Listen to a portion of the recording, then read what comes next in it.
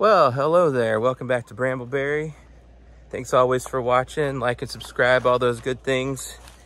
If you enjoy our content. Today, I am going to start a project, as if I needed another project. I'm going to start another project. It's kind of an experiment that I've been wanting to try.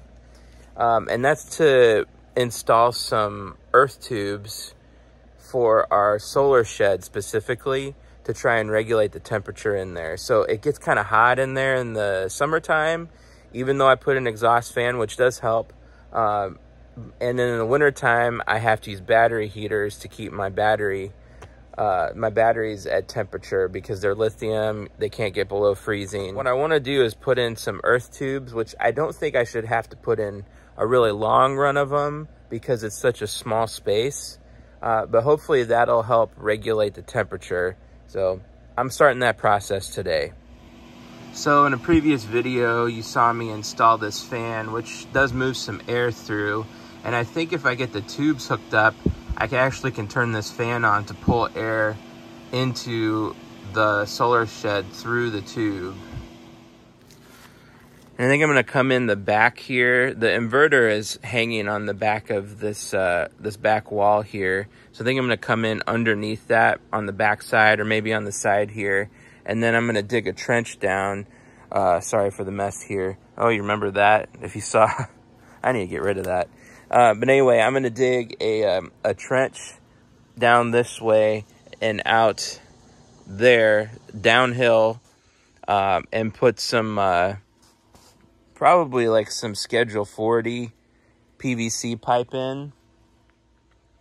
I've kind of reasoned through this in my head and done a little bit of research on these things. So from what I understand, you want to get them under the frost line at least, so that the temperature is more stable. Obviously, if you go down further, it's probably going to be better. And then the other thing is the open end needs to be downhill from where it's going in the solar shed. So as the air pulls in to the tube, it's going to be humid air. We live in Missouri and it's just humid. But as it cools down, the water is going to condense inside the tube, and you don't want it to sit in there because you don't want mold growth. I also don't want a bunch of humid air inside of my solar shed, but it should remove the humidity as it comes in. At least that's my hope. This is all an experiment, so we'll see. But as it comes in, and then the water is going to flow back out the pipe and not sit in the pipe and create mold and all that kind of nasty stuff.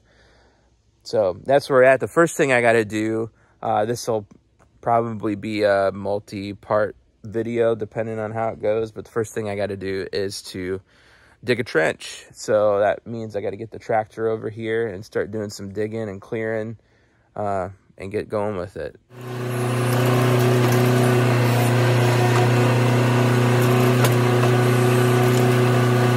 Well, here's the start of the trench. I'm down about 2 feet, and I think I want to get it to at least 3 feet, if not more. We'll just see what the little backhoe how far it can reach down, and if I run into some big rocks here, this is going to be a problem too. So hopefully that's not the case. So far it seems to be good, but I know back up in here there's rocks, and back up over here there's rocks because I was trying to dig there for other things. I tried to drive a grounding rod up here and was unable to get it all the way in. I had to drive a second one further down. So that's where we're at with it. All right, so I did some digging. It is the next day though, because it got late, started getting dark, couldn't really see what I was doing. And I ran into some big boulders and stuff, which unfortunately are messing with my plan here. So I've got to make some adjustments or bust out some boulders or something. I don't want to bust out boulders. I don't have a jackhammer or anything like that. So I'm going to try and reroute the trench, I think, and see if I can go around them. So we started up here. Going good, going good. Somewhere around, like in here, I hit a boulder.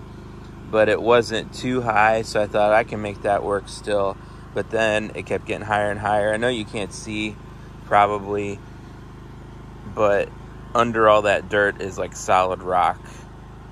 And unfortunately, I need a downhill slope all the way out until I can level it out with the hillside so I can put my pipe on out, as I want the water to be able to drain out if it condenses in the pipe. So this will not work unless I can get it lower, but I can't. So I'm thinking I'm going to maybe reroute to one side or the other and see if I can get around this thing. All right, so I did a quick pause here in my digging. So this is where I ran into the rock there earlier, and now I'm heading off this way, and it looks so far like I'm avoiding it. So fingers crossed, hoping and praying that I can head on out this way and finish this hole out and keep this going downhill grade until I get out here somewhere. Getting close to a termination point here. And we got it on out here and dug out to meet up with the hillside there. And I haven't measured to see if this is going downhill yet. I don't know how I would do that. There's probably ways, but I was just kind of eyeballing it. I think once I get the pipe in here, I'll be able to tell with the pipe if I have to raise it up in a place or two, prop it up before I bury it. Should be pretty close. I think that's gonna work. I hope it's gonna work. Gotta get some pipe now to put in there, and that's gonna be more for a different video because, yeah, it's gonna be a long video if I just do this whole process in one. And most people don't like watching long stuff like that. So I'm gonna leave it with you here today. I guess there's a life lesson to be learned in this with the boulder. When you come across big boulders in life, you can sit there and pound and try and break through them. And sometimes that's okay. Other times it's easier to just change course and still get what you want accomplished, which is what turned out to be good here, at least so far. So anyway, I'm yakking, and who knows who's still listening, but if you still are, I thank you for watching. Have a blessed day.